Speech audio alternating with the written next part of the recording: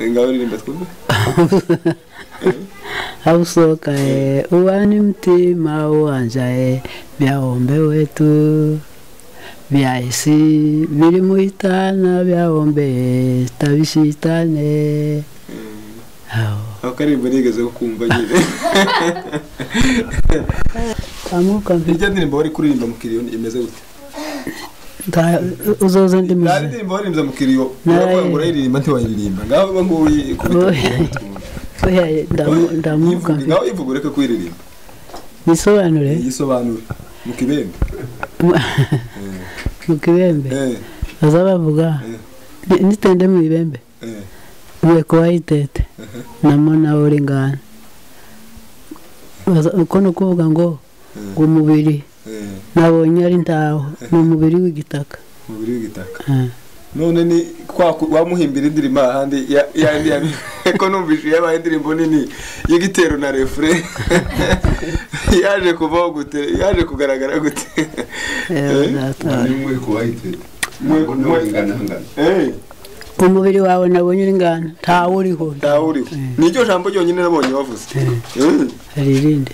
None uko indirimbo z'ikibembe. Uzoze ndi muzima ntagwaye nkuririmbire nyinshi. Ikibembe uvugura nyinshi. Takandi wagazuririmba kera k'ikibembe ngo twumve. Abusoka. Ngaho ririmba twumve. Abusoka uwani mtima uwanja vyaombe wetu vyaisi biri muhitana vyaombe tabishitane. Aho karimbo nigeze kumva nyine. Sawa murakoze abadukurikiranye muri kino kiganiro murumva twasuye abantu ko iriya ibubembe. Si wavukiye? Wavukiye ibubembe. Ishanje.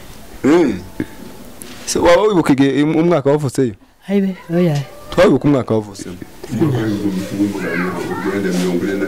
44.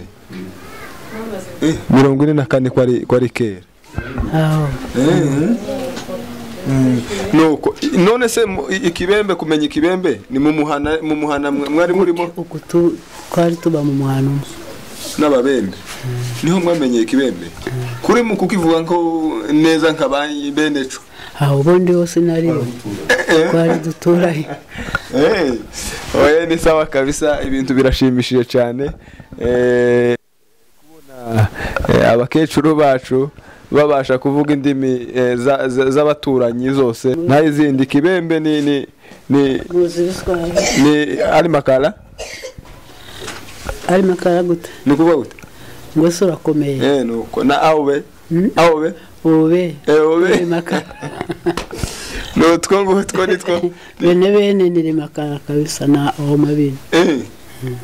Reka dutegura ikiganiro ciza tuzagirana nawe mu minsi iri imbere kwari ugukumbuza abantu. Ico gihe nizere ko uzatwigisha ururimi rw'ikibembe neza cyane. Ese ko wonyigisha ikibembe nkagifata? No kimenya. No kuri. Ndacu. Reka mwitegure. Ciao.